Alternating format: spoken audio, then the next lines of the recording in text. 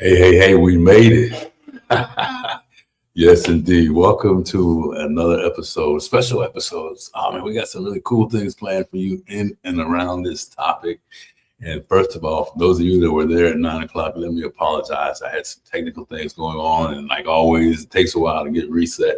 So the whole hour that we had planned is going to be condensed into a really short version of what we want to talk about today. So when you see this replay, make sure you know and write this thing down. We got something powerful for you coming this Saturday at 9 o'clock, 11 o'clock Central Time, 10 o'clock Eastern, from 11 to 90 minutes or so around the subject. So today, man, we are fortunate to have my dear friend and someone that really understands, who's lived this whole thing around autism, right? And oh boy, just talking to her and just hearing all the things that, I assumed happened and real things that are going, just all the things, parents, what you go through, right? She just doesn't just, what's so the title, she doesn't just study autism, she lived it, right? And the amazing thing is she's a mother who has lived this journey every single day while raising two beautiful sons with autism and navigating the challenges of doing it on her own, right? So those of you that have partners, man, you still need to listen to this stuff. Those of you that are doing it by yourself, man, I really encourage you to sit up and get ready, clear your calendar for Saturday, right? I'm going to say it again. It's 11 o'clock Central Time. It's live in Zoom. Be live on LinkedIn, Facebook, YouTube channel, so you're not going to want to miss it. I'm going to keep reminding you throughout this show, and then we're going to do some promotions, but you do not want to miss this. Just talking to her in preparation for this meeting, all these things, and just this woman knows what she's talking about. And her life experiences plus the education and all the circles that she's been in is just going to be an amazing time for you. So I'm going to stop talking about that so we can get her on here because we don't have much time. Ladies and gentlemen, help me welcome to this. Oh, well, you guys know who I am. Anyway, help me welcome to the stage my dear friend and our speaker for the moment, Miss Tiffany Colvin. Hello. It is such a pleasure to be here with the comeback king. I say I'm the comeback queen, but that's it. so that's why we just meshed together. Yes.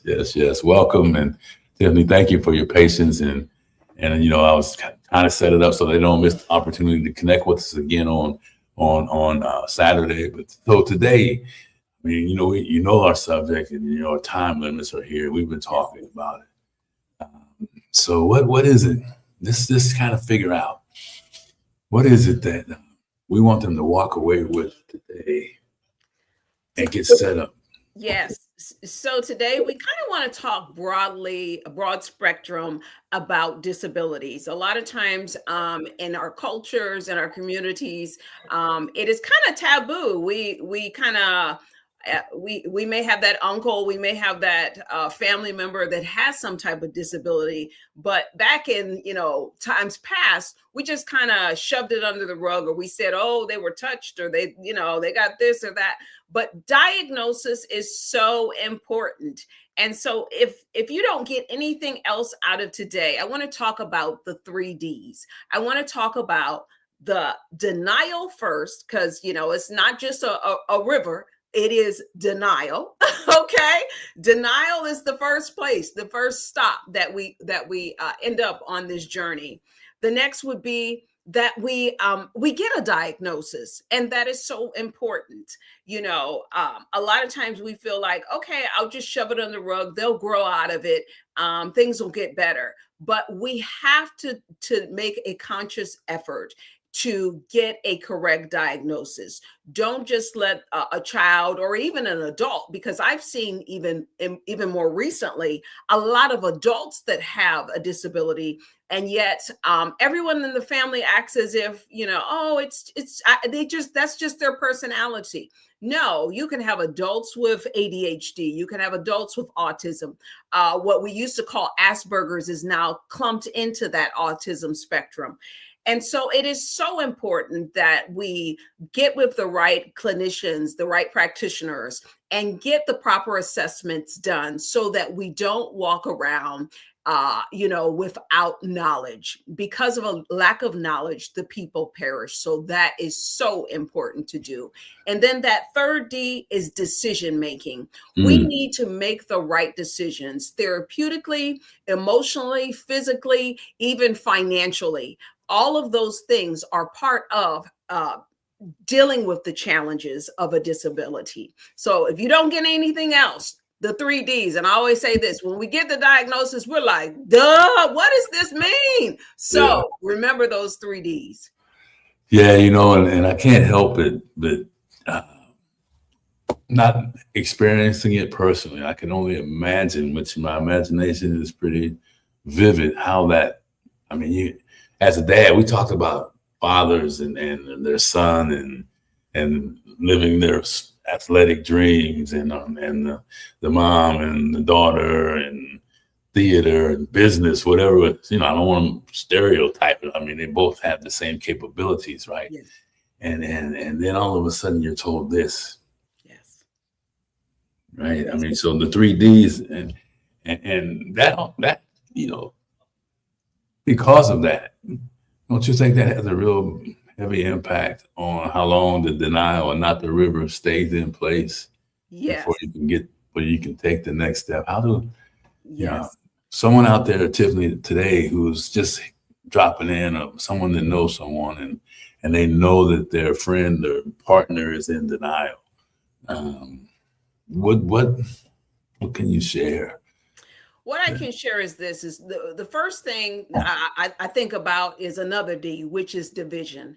And what you Mhm. don't want to end up is dividing, because if one is on one side and one is in denial and one is like, okay, I want to proactively go after this and seek therapy, it is so important that you don't have division.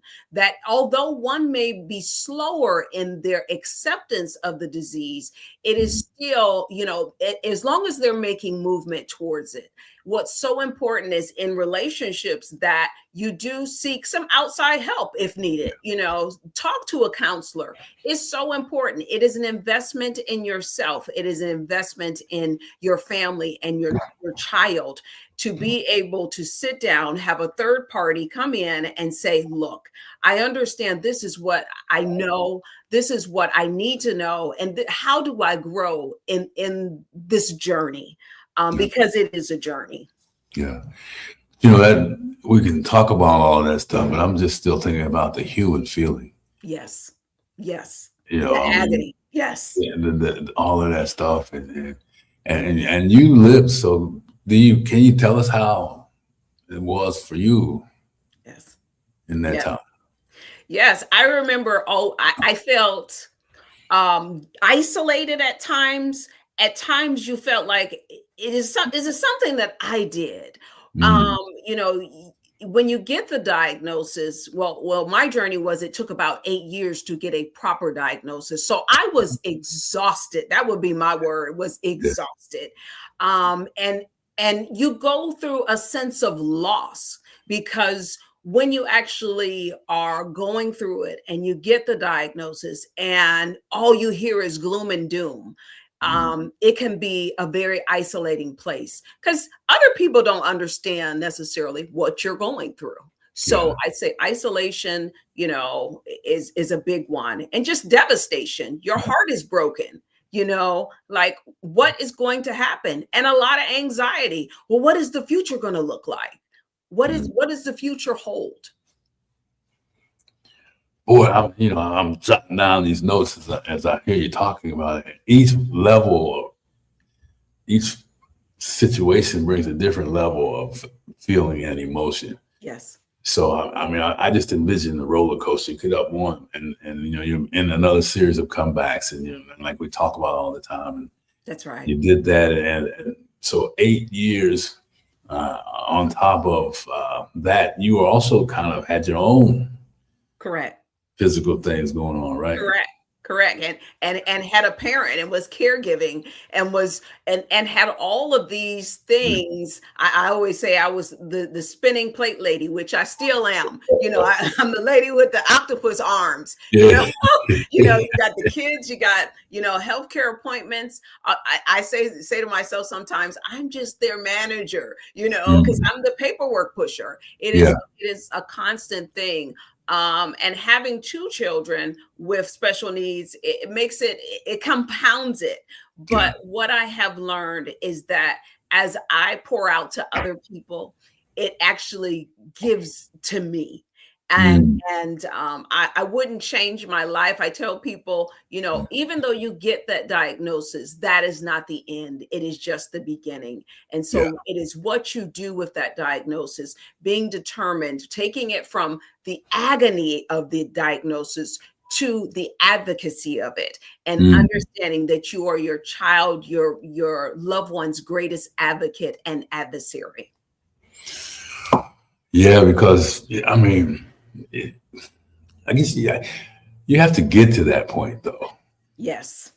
Right. I mean, but so in that period of going from agony to advocacy, I wrote that down, to get to that. I mean, that's the journey. And am I right to say that, if and on the event on Saturday, we might be able to give kind of some breadcrumbs, a roadmap to some of how all that was, and some things that people can do now. Yes. To reset now. Yes. Absolutely. Yeah. And what I love is you creating this forum because it is needed. A lot of times, like I said, people isolate. They stay home. They don't, because maybe their kid has some type of challenges behaviorally that other people out in the world don't understand. Now here's a space and a place for them to come to find comfort, to find the answers that they need, to find the practical applications, the things that can be done, things that they can start today, not wait. I say pay now or pay later. And a lot of parents feel like, well, I'm tired. I come home. I don't want to be bothered with this. But if you work today and you create structure, you create routineness, you have expectations for your children or loved one, then it makes it easier in the long run. Yeah, I mean, you said some powerful words like setting expectations and conditioning. And one of the things, and when we talk about discipline just for a second, around, there was something that you did with your boys that people could do, something that, they could take and try today. You want to share what that was and what that, how that helped? Yes. So for me, I had a background in teaching, but what was important to me is as coming out of a teaching environment as well, I always saw labels being placed on our children prior to an actual diagnosis being given. And so for me, it was important to not just depend on the school system to educate my child or children. So what I did was what I called mommy work. It was 2 hours a day, every day. And it was every day. And I remember feeling like, oh my God, why am I continuing to do this? But my children were nonverbal. I had to learn the skills myself to put in practice. And every day we had a routine. We had a schedule. And it was so important to have that structure and discipline. I wasn't one that used a lot of physical punishment for my children. My children learned to fear the wall. I called it the wall. And it was the place that they had to go and they sat. And they learned as little guys to go and sit on the wall. And it was like the worst punishment to them. But it taught that routineness. It taught discipline. And then eventually I taught them grace. And so they learned how to play me. And they would say, you know what, mommy, can we have a little grace? Can I get off the wall? But it sticks with them today. And I just want to teach people the practical application. And I know that you are setting up for a great program, an opportunity for people to learn these skill sets. And it doesn't take a lot. It is what you can do at home, practically, something starting simplistically, and then building from there. Do what you can do today, because you pay now or you pay later. Yeah, yeah. I love the word practical application words, and because it's oftentimes, I know there's a financial cost of the medications and the doctor's trips and all those other things, but we've always come back King Enterprises. We're always about eliminating the excuses, and then finding experts like yourself that can come in and lay out some direction, and from experience and education and association in the space, to be able to really guide people, kind of do the breadcrumb piece of it. Because I see it, and there's parents that are like, dread going someplace with their child. There are parents that, struggle with the discipline around their children in this space, and encouraging. And Yes. I just want to say, man, hey, we are proud to have you be a voice. Yes. That really, is bold enough to say, here's my journey. Yes. Here's my, all that, what they're going to get on the workshop on Saturday. But I want to say, man, that it's a wonderful thing to come across you in this space, nephews, nieces that deal with this. I have friends and I see, and I saw something, and I don't know, I won't bring, well, yeah, it's about the whole medical industry and how some of that feeds into perfectly normal, not normal, healthy. They're still healthy. What's the word? Because I don't want to minimize the gift of autism, because I believe it's a gift. It is. It is. They have, right? I mean, that's where Absolutely. I come from. So so I don't want to minimize that. But That's just right. all that stuff that moves around, to be able to take basic practical applications and practice. And I love the fact that you said that you did it every day when you didn't want to. You just kind of slid that in. I did. And I remember feeling like, is this working? Is it gonna stick? It's like I love the movie The Color Purple. I said, I'm gonna see what color the wall's gonna be. I'm gonna stand back and see what color the wall's gonna be after the food's been thrown on it, but see what sticks. But I can assure you that if you take the time today to begin to have some structure in your home, on the long term, it will help you. And I have seen it firsthand. I have told other people, and they have called and said, oh my God, the things that you told me to do work. I have a friend in North Carolina. His child was nonverbal. I said, hey, do these things. And lo and behold, in fact, this week, he called me again. His son has started talking. And this was a nonverbal child. And it is a blessing, and it encourages my heart, because so many people diminish once a child is labeled. But the thing is this, I call them subject matter experts. They are subject matter experts in something. You have to figure out what it is. Yeah. Whether it's tech, I've got a kid that he's a subject matter expert in vacuum cleaners. He can tell you every vacuum cleaner, what it does. It's crazy. I've met a kid that was a subject matter expert in cell phones. He can see your phone from across the room, and he'll tell you everything it does, how it functions at the age of 9. You have those that are artists, that are musicians. So do not diminish them. Do not diminish them. Yeah, I love that. I'm glad you brought that up, because I was thinking of one of my nephews. I mean, his was communication, being able to communicate, and he worked through some of that stuff. And when he shows up, I mean, he's just brilliant. Yes. I mean, and like he's 14, somewhere in there. But growing up, each phase of his growth, he became more mature about the things that he would see and say about. Mm-hmm. And he's right. I mean, Yes. he's not like he's not paying attention, and but he's on like the Right. phone. Focused. Yeah. Yeah, focused, and so they are gifted, and I love Yeah. subject matter experts as a way to frame it around that. So because I think, look, I struggled with my learning process Mm-hmm. as a kid, right? You know what I Mm-hmm. mean? So I know how cruel kids can be. Yes. Man, sports was my way of saying, I don't care what you say about me, I'm good at this. Yes. And even though I carried what they said with me in my head and all those things, but man, to be able to give them something that they can hold on to, I think is so important. Yes.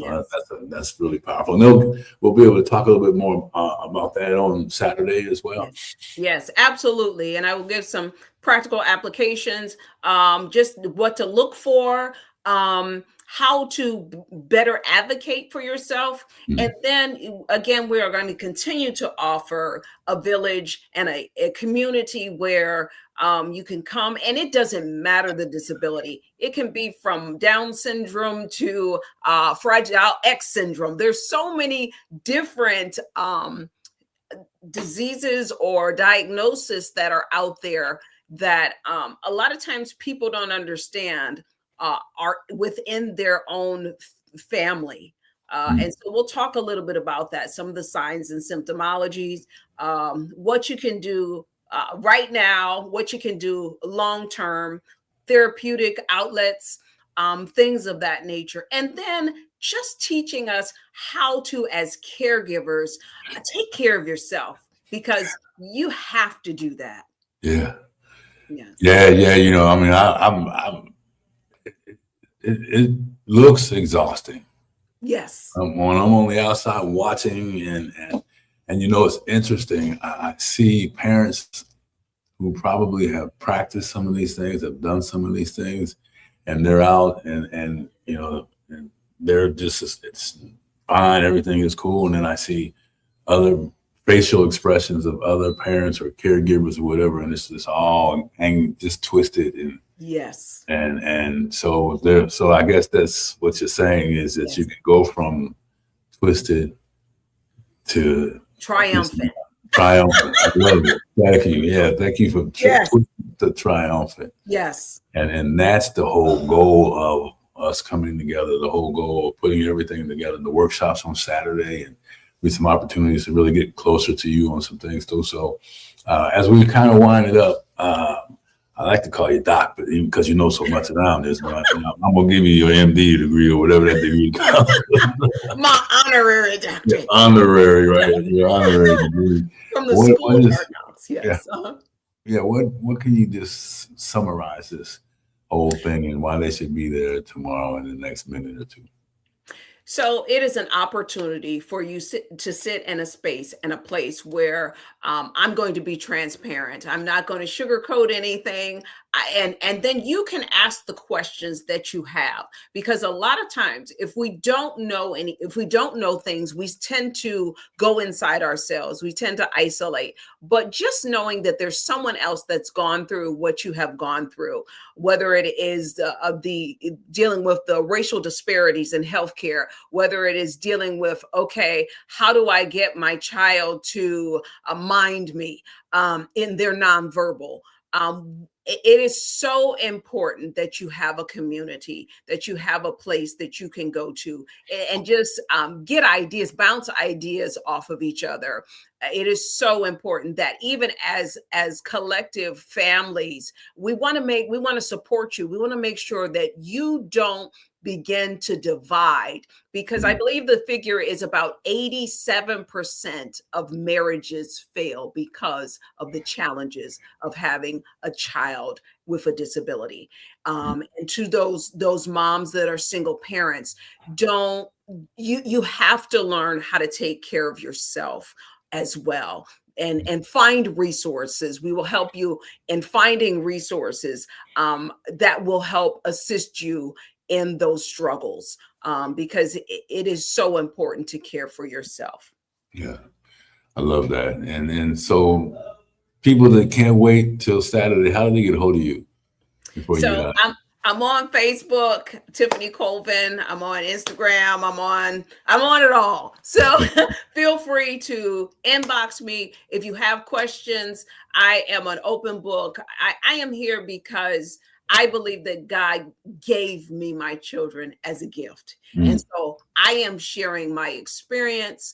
I am sharing the good, the bad, and the ugly. And I want to purpose with other people and teach them that, hey, it is not your child's demise. It is a great thing, and the sky is the limit. We just have to figure out what they are a subject matter expert in.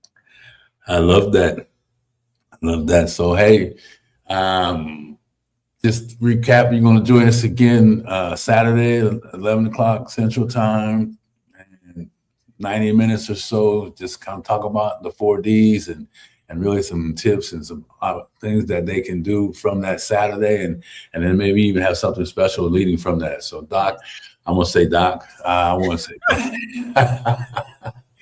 I want to say thank you, and for hanging in there and working through all the issues we had in getting you here this morning, and can't wait to see you on Saturday.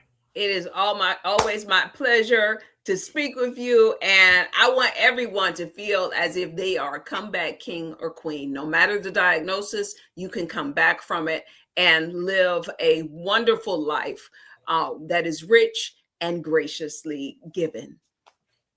100%. I agree 100%. You know, that's what we call them, comeback queens and kings, warriors. So, agree. All right, my friend. Thank you so much, and we'll see you later. Great job. See you Saturday.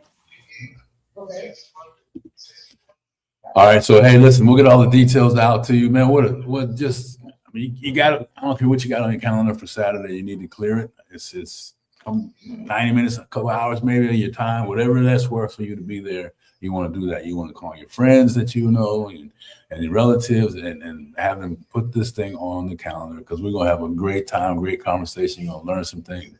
And most importantly, you're going to find out that you're not alone, right? As she talked about. And the gift, a gift of giving someone more of you when you're not losing yourself. So anyway, as we always say here at Conversations with Geoff, our whole mission is to amplify worldwide messaging around the power of seeing comebacks as a lifestyle.